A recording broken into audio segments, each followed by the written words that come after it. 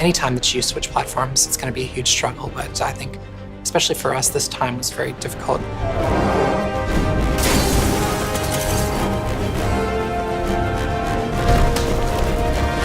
What we had on the previous Uncharted games and on The Last of Us was written for the cell architecture, and it was all optimized for that.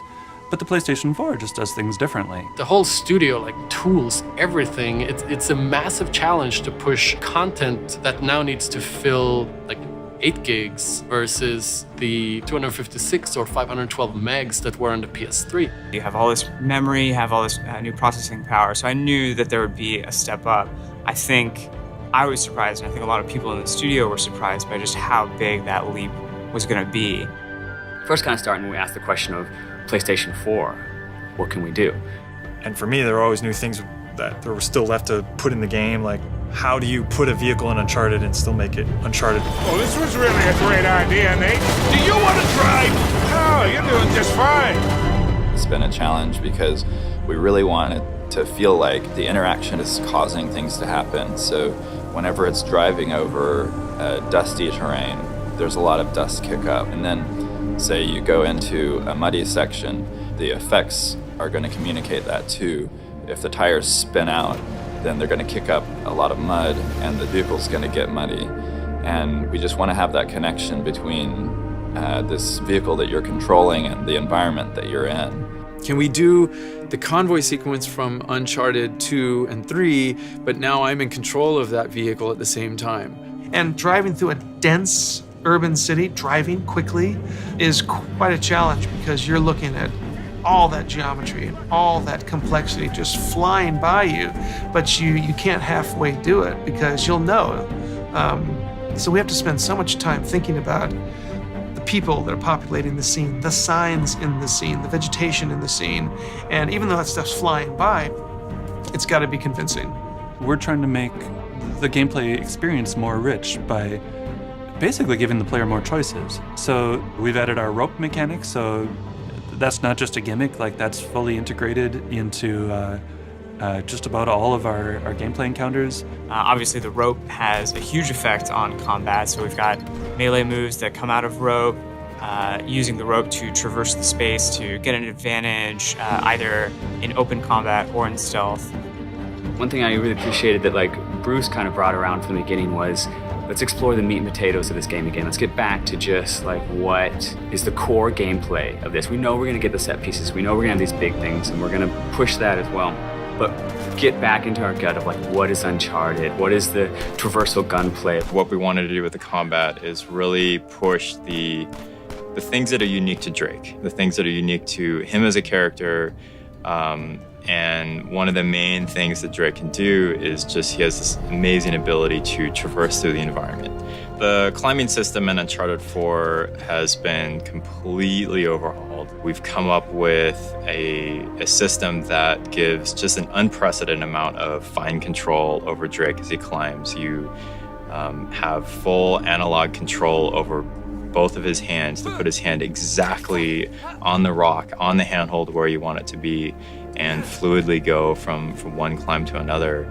We're also able to integrate Drake into the environment a lot more. When he's climbing on the outside of a vehicle, he's moving with that vehicle, with his weight on that vehicle on top of the animation. So it's something that the PlayStation 4 gives us, that we have so much more memory. That tends to be our biggest constraint in animation, is just trying to fit all this motion, all this animation in memory. In the past, for example, when you had a character traversing with you, that character's traversal was scripted. Like once you moved here, they would move in these very specific ways. Now actually it's very systemic, and both the enemies and your allies can view the terrain in kind of this 3D space. When you have big spaces and you have the mobility of Nathan Drake, you gotta have mobility within your AI. There's a lot of really nuanced decision-making in terms of how, for example, how exposed an AI is as they're taking a flank route. They now have this like really complex knowledge of the exposure to the player's vision as they're taking a flank route, and they will kind of dynamically decide, okay, this is actually a better route because there's more cover along this route. We didn't want a game where you just sit behind one piece of cover and just sitting there and the stop and pop, you're sitting there and shooting. We really wanted you to move through the environment, to outsmart them, to flank them, for them to be able to chase you around and just have that constant motion. The enemies are smarter.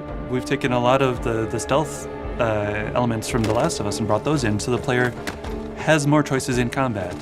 You can actually avoid an enemy, lose their line of sight, and just sneak past them and not even have to encounter them. Like, it used to be that you're either in stealth or you're in combat. And now there's these kind of varying levels of stealth. They go into investigate when they think they've seen you, but they're not 100% sure. Then they'll go into combat once they find you. And once they lose you after combat, they'll go into search, where they'll kind of canvass the area looking for you. A lot of that scripting is still up to the designers, but we've given them so much better tools in order to achieve that. We always had contextual moves where you could slam guys into a wall and beat them up.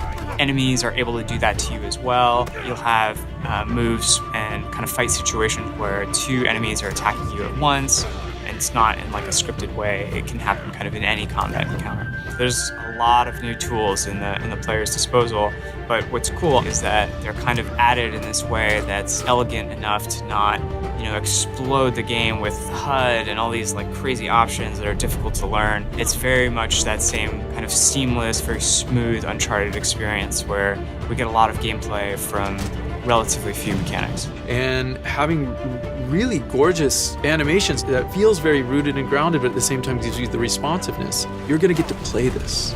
We're showing off in a way of just like, look how gorgeous this can be. Look at what we can do. Look at the colors, look at the scenes, look at the environments that you're gonna get to explore, and you're gonna get to have that on the stick.